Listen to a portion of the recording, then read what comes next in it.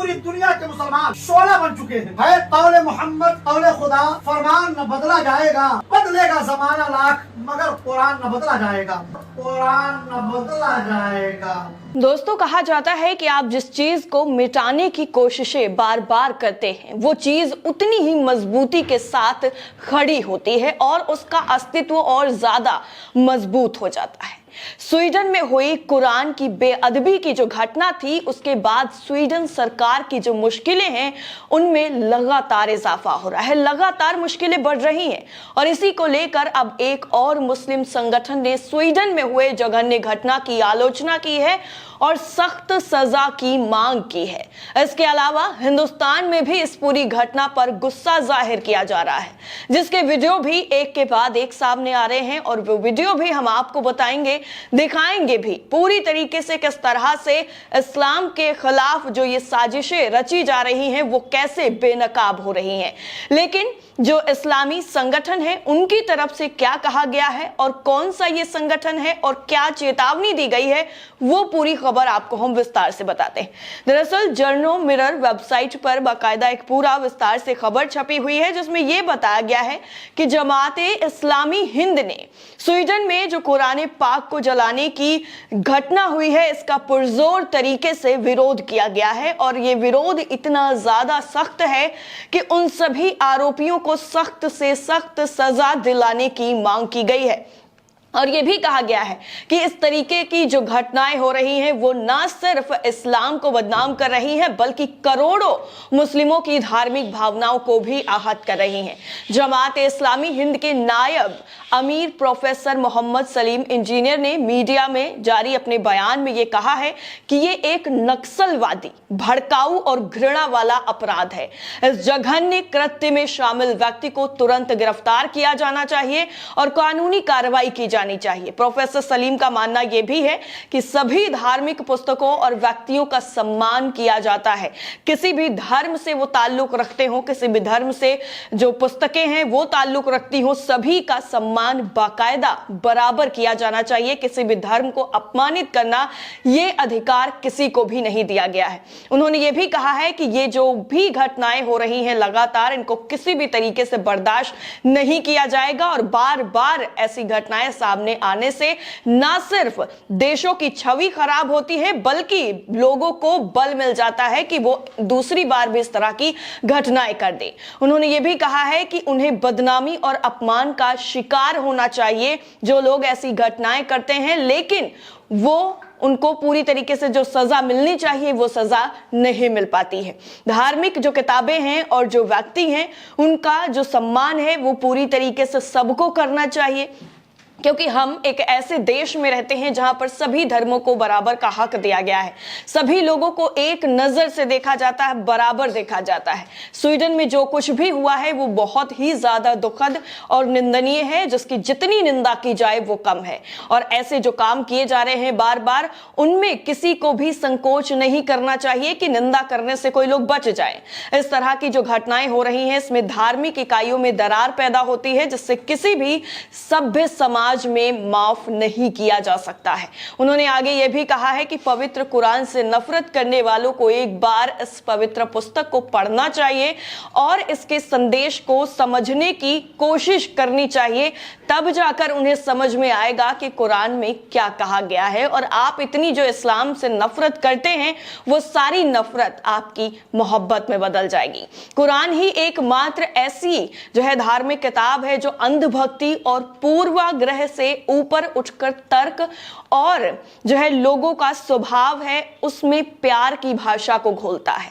और ये तर्क है कि तार्किक शब्दों के साथ ही जो इंसान है उनको आध्यात्मिक दुनिया के बारे में भी विश्वास दिलाता है और धर्म से कनेक्ट करता है और ज्यादा उनका विश्वास मजबूत करता है कि आप धर्म के रास्ते पर चलिए। आप धर्म के रास्ते पर चलेंगे तो आप मुस्कुराएंगे भी, तब भी आपको सवाब मिलता है। और इस्लाम ही एक ऐसा धर्म है जिसमें ये सारी चीजें मुमकिन हैं और यही जो पवित्र किताबें हैं इनमें यही चीजें बताई गई हैं जिसको इस तरीके से अपमानित किया जा रहा है। उन्होंने ये भी कहा है कि सभी लोगों को एकजुट होना चाहिए और ऐसे जघन्य कृत्यों के खिलाफ खड़े होना चाहिए चाहिए जो लोग ऐसी घटनाएं कर रहे हैं। स्वीडन में जो कुछ भी हुआ है वो नैतिक पतन और बाकी धर्मों के खिलाफ आक्रामकता का संकेत है कि अगर एक धर्म को निशाना बनाया जा रहा है तो बाकी धर्मों पर इसी तरीके से बार बार हमले किए जाएंगे और ऐसे मौकों पर उकसावे से बचना चाहिए और कानून की सीमा के भीतर ही शांतिपूर्ण तरीके से विरोध या फिर प्रदर्शन करना चाहिए। जमात इस्लामी हिंद मांग करती है कि भारत सरकार इस कृत्य की निंदा करे और भारत में स्वीडिश दूतावास को अपनी नाराजगी से अवगत कराए, ये भारत सरकार से अपील की गई है।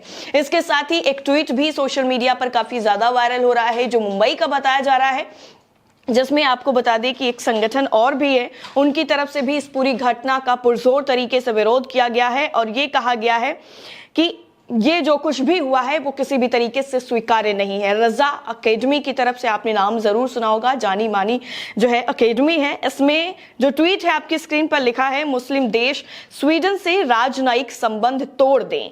मुंबई, स्वीडन में पवित्र कुरान को जलाने के नापाक कृत्य के विरोध में रजा अकेडमी के संस्थापक अलहाज मोहम्मद सईद नूरी अपना गुस्सा व्यक्त करते हुए कह रहे हैं कि हम पवित्र कुरान का अपमान बर्दाश्त नहीं कर सकते हैं और सरकार से जो गुजारिश की गई है वो भी यही है कि जितने भी मुस्लिम कंट्रीज हैं वो सारी की सारी मुस्लिम कंट्रीज स्वीडन से अपना ताल्लुक है वो तोड़ लें और पूरी तरीके से स्वीडन को ये बताएं कि किसी भी तरीके से ये जो अपमान है वो बर्दाश्त नहीं किया जाएगा।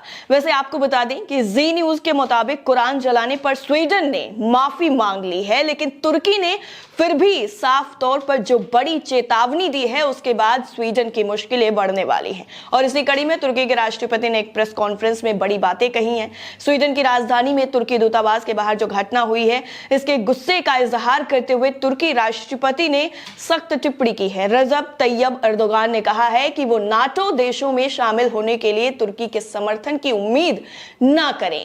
यानी स्वीडन को साफ तौर पर यह चेतावनी दे दी गई है कि अब हमसे दोबारा ये उम्मीद मत करिएगा, जो उम्मीद आप लगा कर बैठे हुए थे वो उम्मीद आपने तोड़ दी है। तुर्की सपोर्ट कर सकता था, लेकिन इस घटना के बाद कोई भी उम्मीद वो तुर्की से ना करें कि किसी भी तरीके से उनका सपोर्ट करेंगे। इसके साथ ही आगे उन्होंने ये भी कहा है कि किसी भी शख्स को मुसलमानों या फिर बाकी मजहब की आस्था का अपमान करने की आजादी बिल्कुल भी नहीं है और ये बातें कान खोलकर सुन ली जाएं और इस पर अमल किया जाए।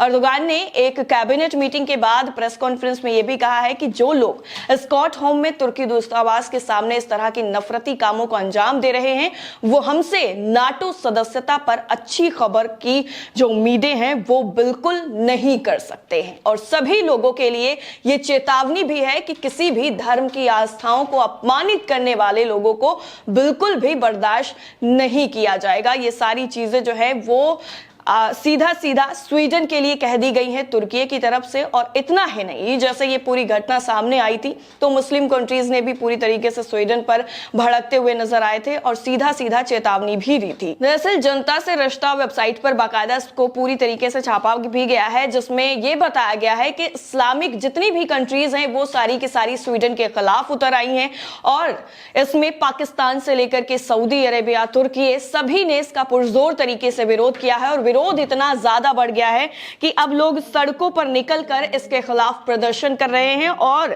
ये मांग कर रहे हैं कि स्वीडन को पूरी तरीके से बाइकआउट किया जाए। स्वीडन से जो भी नाते रिश्ते हैं वो मुस्लिम कंट्रीज को तोड़ लेने चाहिए। एक जो ट्वीट है हम आपको दिखाना चाहेंगे।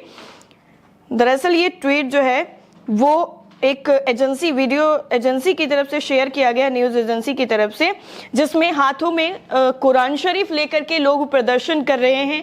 हाथों में बाकायदा झंडा भी है और लोगों की जो संख्या है उसको देखकर आप ये अंदाज़ा लगा सकते हैं कि लोगों का गुस्सा कितना ज़्यादा बढ़ गया है, क्योंकि इस बार जो बात है वो लोगों के धार्मिक पुस्तकों से जुड़ी हुई है। उमर आजम है, इनकी तरफ से ये जो ट्वीट है वो किया गया है। लिखा है, occurs citizens of Sweden has desecrated the holy Quran, protests are going on all over the world. ये जो स्वीडन में घटना हुई है कुरान को बर्न करने की, उस घटना के विरोध में पूरे दुनिया में प्रदर्शन किया जा रहा है। और ये प्रदर्शन एक ये भी है जो इसमें पूरी तरीके से ट्वीट पर दिखाया गया है, वीडियो में भी साफ तौर पर दिखाया जा रहा है। हालांकि ये जो प्रोटेस्ट है वो मुस्लिम कंट्री का ही बताया जा रहा है और ये कहा जा रहा है कि लोगों का गुस्सा अब हद से ज्यादा बढ़ गया है। इसके साथ ही आपको ये भी बता दें कि आज तक की जब रिपोर्ट हमने देखी तो उसमें ये कहा गया है कि दरअसल स्वीडन में ये घटना जो है वो पहली बार नहीं हुई है। इससे पहले 2022 में भी इसी तरीके की घटना स्वीडन में हुई थी, जिसमें